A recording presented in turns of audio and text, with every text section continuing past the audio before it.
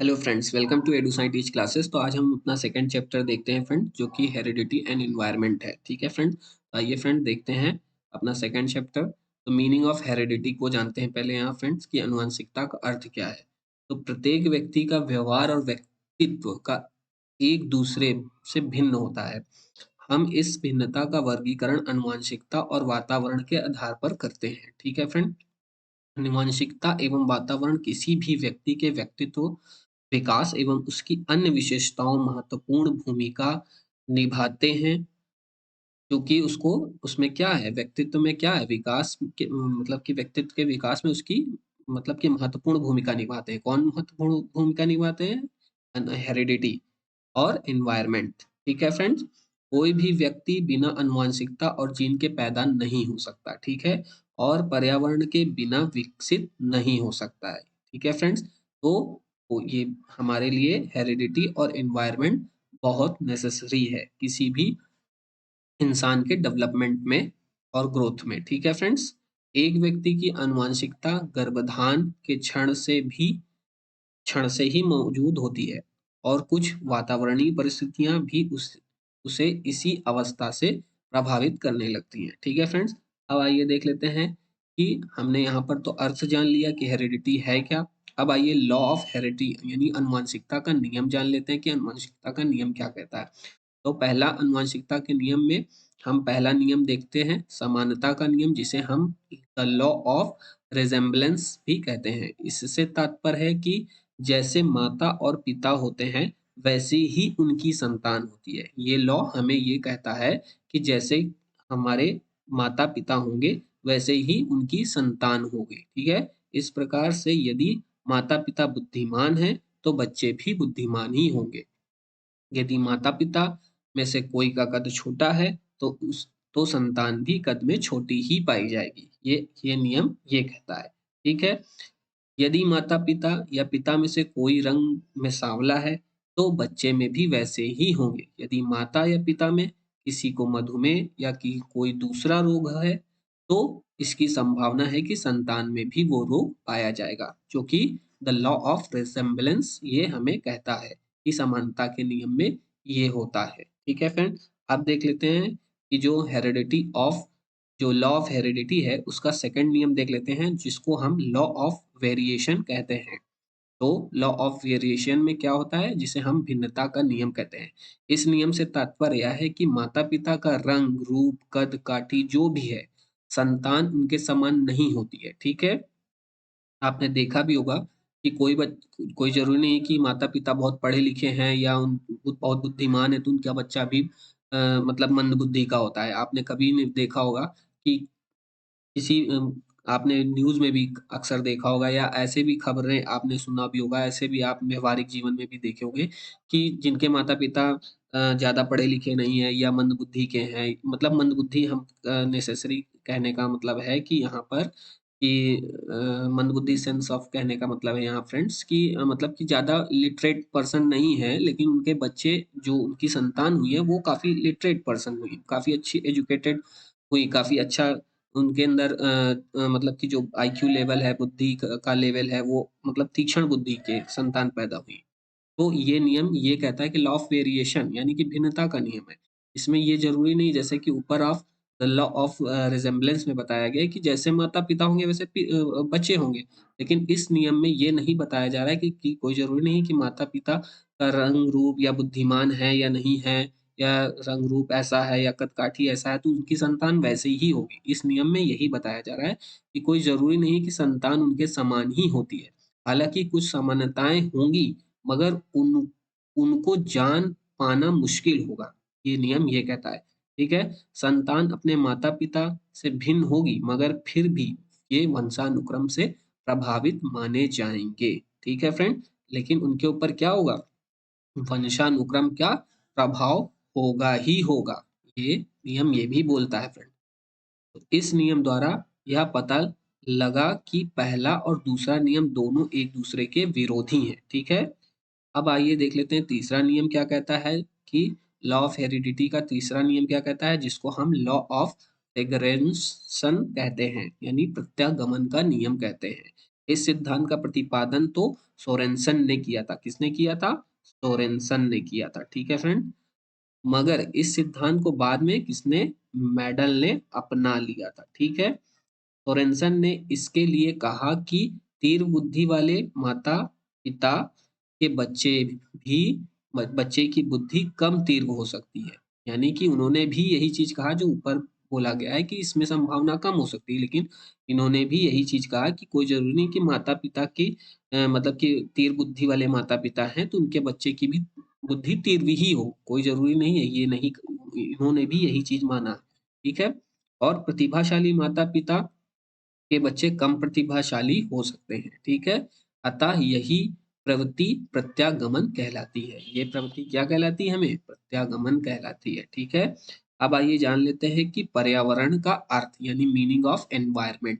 तो इस संदर्भ में पर्यावरण शब्द का अर्थ है कि बच्चे के आसपास का वातावरण, उसके परिवार के साथ उसकी बातचीत, उसका पड़ोस, उसका स्कूल, उसके बच्चे को मिलने वाला पोषण, पर्यावरण और कुछ नहीं बल्कि उस परिवेश का कुल योग जिसमें एक व्यक्ति को रहना पड़ता है। पर्यावरण को आमतौर पर दो श्रेणियों में बांटा गया है। कौन कौन सी श्रेणी है? एक तो पहला है प्राकृतिक और सामाजिक पोषण, प्राकृतिक है, और दूसरा है सामाजिक पोषण। ठीक है। प्राकृतिक पर्यावरण से तात्पर्य है पृथ्वी पर और उसके चारों ओर उन सभी चीजों और शक्तियों से है। ठीक है। जो किसी व्यक्ति को प्रभावित करती है। ठीक है। अब आइए दूसरा जो बताया गया है कि सामाजिक पोषण में क्या होता है कि पर्यावरण से हमारा तात्पर्य उस वातावरण से है जिसमें व्यक्ति समाज में चेतना प्राप्त करने पर अपने चारों ओर देखता है। ठीक है। यानी जब वो कॉन्शियस में आता है तब वो अपने सराउंडिंग में जो भी देखता है वो उस वो होता है। ठीक है। अर्थात भाषा, धर्म, प्रथा, परंपरा, संचार के साधन, विलासिता के साधन, परिवार, स्कूल, सामाजिक समूह, ये ठीक है, ये सोशल नर्चर हुआ। ठीक है फ्रेंड। मानव समाज से हमारा तात्पर्य उन संस्थाओं या संगठनों से है जिन्हें मनुष्य ने अपनी सुरक्षा और सुरक्षा के लिए स्थापित किया है। ठीक है। फ्रायड, हैवलॉक जैसे मनोवैज्ञानिक ने इस तथ्य को स्वीकार किया है कि सामाजिक वातावरण मानव व्यवहार और उसके व्यक्तित्व में परिवर्तन के लिए बहुत अधिक जिम्मेदार है। ठीक है। अब आइए देख लेते हैं what are the environment factors which influence development, यानी कि विकास को प्रभावित करने वाले पर्यावरणीय कारक कौन कौन से हैं। तो देख लेते हैं हम फ्रेंड एक एक करके। तो देखते हैं यहाँ पर फ्रेंड्स कि विभिन्न पर्यावरणीय कारक हैं जो विकास को प्रभावित करते हैं। इनमें से कुछ को इस प्रकार वर्गीकृत किया गया है। तो पहला कौन सा कारक है? फिजिकल फैक्टर्स यानी कि भौतिक कारक, यानी कि जो हमारे जो मतलब कि जो विकास को प्रभावित करने में हमारा फिजिकल फैक्टर भी अहम भूमिका निभाता है। जैसा कि शारीरिक और भौगोलिक परिस्थितियां बच्चे के व्यवहार, प्रतिक्रियाओं और दृष्टिकोण को प्रभावित करती हैं। ठीक है। उदाहरण के तौर पर दिल्ली में जन्म लेने वाला व्यक्ति जम्मू और कश्मीर में जन्मे व्यक्ति की तुलना में गर्म आर्द्र वातावरण के प्रति अधिक सहिष्णु होगा। ठीक है फ्रेंड।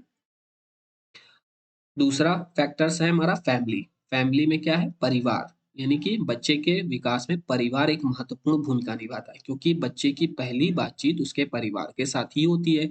एक बच्चा जो व्यवहार देखता है, जो मूल्य उसे सिखाया जाता है, वह सब इस प्रारंभिक बातचीत के माध्यम से ही सीखता है। ठीक है फ्रेंड्स। तो हमारा फैमिली भी फैक्टर है डेवलपमेंट में। स्कूल एंड टीचर्स, तो तीसरा जो हमारा फैक्टर्स है स्कूल एंड टीचर्स। तो स्कूल का माहौल और शिक्षक भी बच्चे को संवारने में बहुत महत्वपूर्ण भूमिका निभाते हैं। ठीक है। शिक्षक एक बच्चे के लिए पहले रोल मॉडल होते हैं और जिस तरह से एक शिक्षक खुद को संचालित करता है या बच्चे के साथ बातचीत करता है, उसके द्वारा प्राप्त ज्ञान और वे जो लोग बनते हैं उन्हें प्रभावित करता है। ठीक है। इनके अलावा कई अन्य कारक भी हैं जैसे कि बच्चे को किताब जो बच्चा जैसे कि जो बच्चा जो किताब पढ़ता है या वह टीवी पर क्या देखता है, वह जिस खेल को खेलता है, वह उनके विकास को प्रभावित करता है। यानी कि कभी-कभी आपने देखा हो कि बच्चे टीवी में देख के भी कुछ उनके ऊपर प्रभाव पड़ता है, उससे भी इंस्पायर होके वो बनने के लिए इच्छुक हो जाते हैं। किताब पढ़ के भी किसी की स्टोरी मतलब कि मोरल स्टोरी पढ़ के भी उनसे भी व्यक्तित्व से वो प्रभावित हो जाते हैं। तो ये सब हमारे विकास को प्रभावित करते हैं। ठीक है फ्रेंड्स। अब आइए देख लेते हैं फ्रेंड्स कि नेचर वर्सेस नर्चर डिबेट, यानी प्राकृतिक बनाम पोषण की बहस, जो कि seated in point of view से बहुत इंपॉर्टेंट है। इस पे क्वेश्चंस बनते हैं हमारे। ठीक है, तो व्हाट इज इट, यानी यह क्या है, नेचर क्या है और नर्चर क्या है। नेचर है प्राकृतिक, ठीक है, और नर्चर क्या है, पालन पोषण करना। ठीक है, in the nature versus nurture debate, nurture refers to an individual innate qualities, nativism। ठीक है, प्राकृतिक बनाम पोषण के बहस में प्राकृतिक का तात्पर्य व्यक्ति के जन्मजात गुणों से है। ठीक है, यानी ये हमारा क्या है, नेचर क्या है, एक जन्मजात गुण है। ठीक है, यानी और नर्चर क्या है, प्राकृतिक बनाम पोषण बहस में पोषण व्यक्तिगत अनुभव यानी अनुभववाद या दुर्व्यवहार को संदर्भित करता है। ठीक है फ्रेंड, इसको और क्लियरली अभी डिफाइंड हो जाएगा। आप देखिए पहले उदाहरण के तौर पर कि नेचर क्या है, प्राकृतिक हमारा जीन है, यानी जिसे हम हेरिडिटी यानी अनुवांशिकता भी बोलते हैं। ठीक है, हमारे जीन द्वारा निर्धारित अव्यवहारिक और व्यक्तित्व विशेषता एक ही रहते हैं, चाहे हम कहीं भी पैदा हुए हो या पले बड़े हो। ठीक है, और नर्चर क्या है, पोषण यानी आपके बाल्यावस्था को संदर्भित करता है कि आपका पालन पोषण कैसा हुआ है। ठीक है, कोई उस जीन के साथ जन्म लेते हैं जिससे उसे सामान्य लंबाई मिलती है, परंतु यदि आप बाल्यावस्था में कुपोषित हैं तो इसके परिणाम स्वरूप बौनी ऊंचाई तथा विकास में बाधा हो सकती है। ये फैक्ट है फ्रेंड्स। तो और फैक्टर्स क्या है, कारक देख लेते हैं कि नेचर में हमारा biological and family factors importants है, और नर्चर में हमारा social and environment factors important role अदा करता है। ठीक है फ्रेंड्स, अब देख लेते हैं फ्रेंड्स कि meaning and nurture of individual differences, यानी व्यक्तिक भिन्नता का अर्थ व स्वरूप देख लेते हैं यहाँ पर। तो व्यक्तिक भिन्नता या व्यक्तिगत भेद का अर्थ एक व्यक्ति के दूसरे व्यक्ति से रूप, रंग, शारीरिक गठन, विशिष्ट योग्यताओं, बुद्धि, रुचि, स्वभाव, उपलब्धियों तथा व्यक्तित्व के अन्य गुणों आदि में भिन्नता से है। संसार में ऐसा कोई भी व्यक्ति नहीं है जो किसी दूसरे व्यक्ति से पूर्ण रूप से मिलता जुलता हो। पूर्ण रूप से बोला गया फ्रेंड, ये नहीं है। सिमिलैरिटी आपको देखने को मिल सकती है। आप कभी देखे होंगे कि कोई जरूरी नहीं है कि आप सिमिलरिटी में मतलब आपको फेस मिलता जुलता कुछ हद तक मिलता जुलता मिल जाएगा, लेकिन यहाँ पर बोला गया है पूर्ण रूप से, यानी कि हू बहू जिसको बोला जाता है, पूर्ण रूप से कोई भी इस धरती पर एक दूसरे से मिलता जुलता नहीं है। ठीक है फ्रेंड, एक परिवार में एक ही माता पिता के दो पुत्र या जुड़वा भाई बहनों में भी समानता नहीं पाई जाती है। ठीक है फ्रेंड्स, अब देख लेते हैं the basis of individual differences क्या है। The important basis of individual difference are following, यानी व्यक्तिक भिन्नता के आधार पर व्यक्तिक भिन्नता के प्रमुख आधार निम्नलिखित है। कौन कौन से हैं, पहला तो हेरिडिटी है, दूसरा इन्वायरमेंट, ठीक है, यानी वंशानुक्रम जिसे कहते हैं, और पर्यावरण। अब देख लेते हैं कॉज ऑफ इंडिविजुअल डिफरेंसेस, यानी व्यक्तिक भिन्नता के कारण क्या है, यानी कि जो हमारे अंदर ये सब भिन्नताएं दिखती हैं उसका कारण क्या है। तो मनोवैज्ञानिकों ने व्यक्तिगत भिन्नता के कई कारण बताए, जिनमें प्रमुख कारण निम्नलिखित हैं। पहला तो है हेरेडिटी, ठीक है, और हेरेडिटी में क्या है फ्रेंड कि वंशानुक्रम। व्यक्तिक भिन्नता का प्रमुख कारण वंशानुक्रम है। ठीक है फ्रेंड, वंशानुक्रम। और मनोवैज्ञानिक गाल्टन, इसको इस नाम को याद रखिएगा, इससे रिलेटेड नाम से क्वेश्चंस अक्सर पूछ लिए जाते हैं, और अभी मैं जो क्वेश्चंस भी कराऊंगा उसमें भी आपको इससे रिलेटेड क्वेश्चंस आपको देखने को मिलेगा।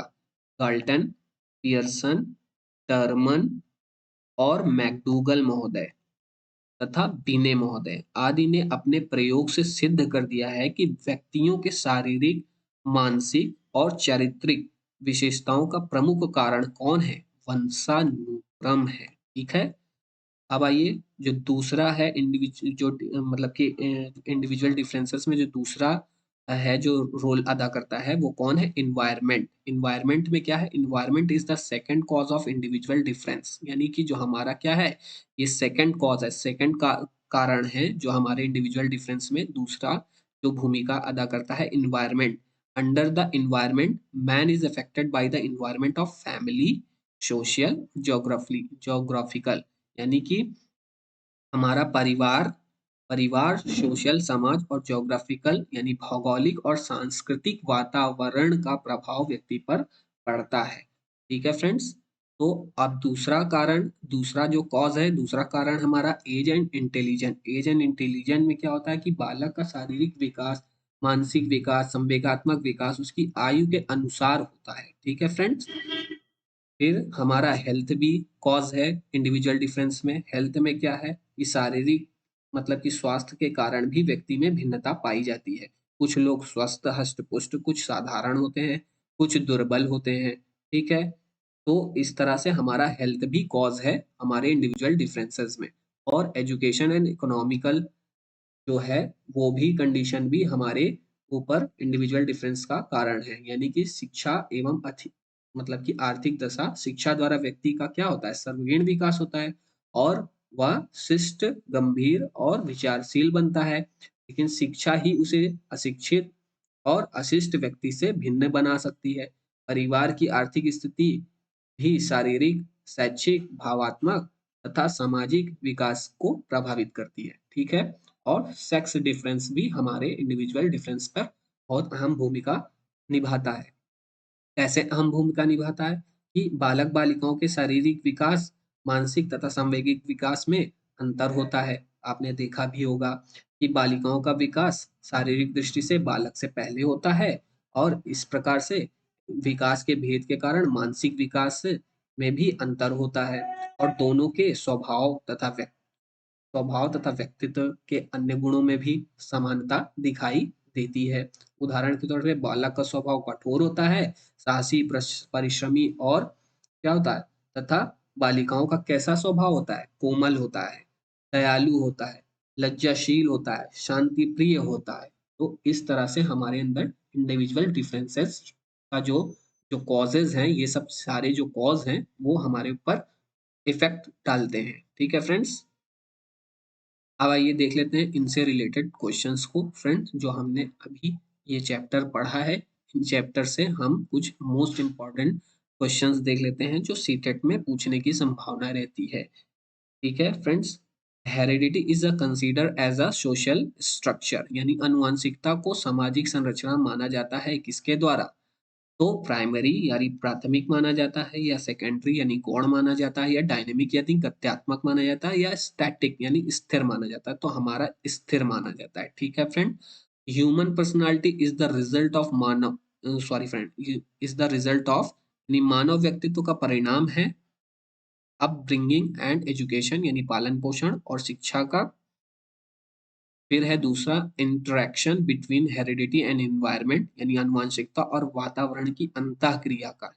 तो ये हमारा ओनली फ्रेंड जहां आ गया वो तो हमारा एलिमेंट हो गया। तो हमारा बी ऑप्शन सबसे अच्छा हो गया कि आनुवंशिकता और वातावरण की अंतःक्रिया का हमारा ये परिणाम है। फिर तीसरा question, the book heredity genius is written by whom, यानी हेरिडिटी जीनियस नामक पुस्तक किसके द्वारा लिखी गई है, कैटल महोदय के द्वारा, गाल्टन महोदय के द्वारा, टर्मन महोदय के द्वारा, या पियर्सन महोदय के द्वारा। तो हमारा गाल्टन महोदय को द्वारा लिखा गया है हेरिडिटी जीनियस नामक बुक। ठीक है friends. Environment is an internal force which influence us. Who said this? यानी वातावरण वह बाहरी शक्ति है जो हमें प्रभावित करती है। किसने कहा है, तो वुडवर्थ ने कहा है, रॉस ने कहा है, या एनास्टैटिसी कहा है, या नॉन ऑफ दीज कहा है, तो रॉस ने कहा है। ठीक है friend. Which of the following is not the law of heredity, निम्न में से कौन सा वंशानुक्रम का नियम नहीं है। ऊपर हमने बताया था, हमने मतलब कि हेरिडिटी का लॉ पढ़ा है फ्रेंड, तो इसमें से कौन सा हेरिडिटी का लॉ नहीं है। तो हमने सिमिलैरिटी भी देखा है, वेरिएशन भी देखा है और रेग्रेशन भी देखा, यानी प्रत्यागमन का जो लॉ था, हमने ये तीनों नियम देखा। लेकिन मोटिवेशन का यानी अभिप्रेरणा का लॉ हेरिडिटी में नहीं है, तो ये हमारा आंसर नहीं होगा। और हमसे पूछा भी गया है कि कौन सा नहीं है। ठीक है। Heredity plays most important role in the, यानी अनुवांशिकता सबसे महत्वपूर्ण भूमिका का निर्वहन करती है। क्या करती है, तो emotional development of the child, यानी बालक के भावनात्मक विकास में, या social development of the child यानी बालक के सामाजिक विकास में, या physical development of the child यानी बालक के शारीरिक विकास में, या cultural development of the child यानी बालक के सांस्कृतिक विकास में। तो अनुवांशिकता की बात आ गई तो यहाँ पर हमारा फ्रेंड्स हो जाएगा बालक के शारीरिक विकास में। ठीक है। Which of the following statement about the role of heredity and environment in human development is correct, यानी मानव विकास के संदर्भ में अनुवांशिकता तथा पर्यावरण की भूमिका के बारे में निम्नलिखित कथनों में से कौन सा सही है। तो कौन सा सही है ये देखना है फ्रेंड। तो व्यक्तिगत भिन्नताओं का एकमात्र, अब देख लीजिए फ्रेंड्स यहाँ एकमात्र यानी ओनली आ गया, ये तो हमारा आंसर होगा ही नहीं। ठीक है। Environmental influence totally shape the development of a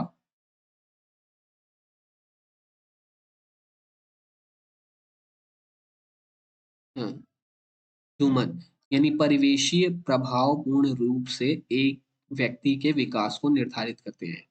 neither heredity nor environment influence human development, यानी मानव विकास को ना तो अनुवांशिकता और ना ही पर्यावरण प्रभावित करती है। ऐसा हो ही नहीं सकता, क्योंकि बिना इन दोनों के प्रभाव पड़े हमारा डेवलपमेंट हो ही नहीं सकता फ्रेंड्स। तो हमारा ये सी ऑप्शन भी नहीं है। Heredity and environment both influence human development in a complex play. ठीक है। और हमसे पूछा क्या है कि कौन सा कथन सही है, यानी कौन सा कथन सही है पूछा गया है ना। तो heredity and environment both influence human, यानी हमारा क्या है, हेरिडिटी और एनवायरमेंट क्या है, बोथ इन्फ्लुएंस करता है किसको, ह्यूमन को, डेवलपमेंट किसमें, डेवलपमेंट में, इन अ कॉम्प्लेक्स इंटरप्ले, यानी डी ऑप्शन हमारा सबसे अच्छा है और सही है। What is wrong about heredity in following statements, यानी वंशानुक्रम के संदर्भ में गलत कथन निम्न में से कौन सा है। तो heredity determines the sex of the child, यानी वंशानुक्रम बालक का लिंग निर्धारित करती है। It contributes significantly towards physical constitution, यानी यह शारीरिक संगठन में महत्वपूर्ण योगदान देता है। कौन देता है, हेरिडिटी, ऐसा नहीं है। आप देखते हैं और देख लेते हैं फ्रेंड्स कि it contributes toward the birth of twins, या जुड़वा बालकों के जन्म में योगदान देती है। तो डी ऑप्शन देख लेते हैं। It includes interest, attitudes like dislike and emotional state of mind, इसमें रुचि, अभिवृत्ति, पसंद नापसंद तथा मस्तिष्क को संवेगात्मक भावनाएं समावेशित होती है। तो ये हमारा सबसे सही आंसर है फ्रेंड।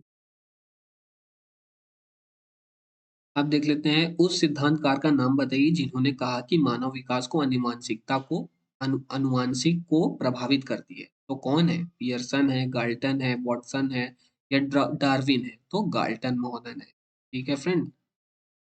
चौथा ऑप्शन देख लेते हैं कि विभिन्न पहलुओं जैसे कि भाषा, अर्थव्यवस्था, शिक्षा और मानव सभ्यता के विभिन्न पहलुओं आदि को सामूहिक रूप से कहा जाता है। क्या कहा जाता है, तो जीवन सहायक वातावरण कहा जाता है, या सामाजिक वातावरण कहा जाता है, या जैव भौतिक वातावरण कहा जाता है, या प्राकृतिक वातावरण।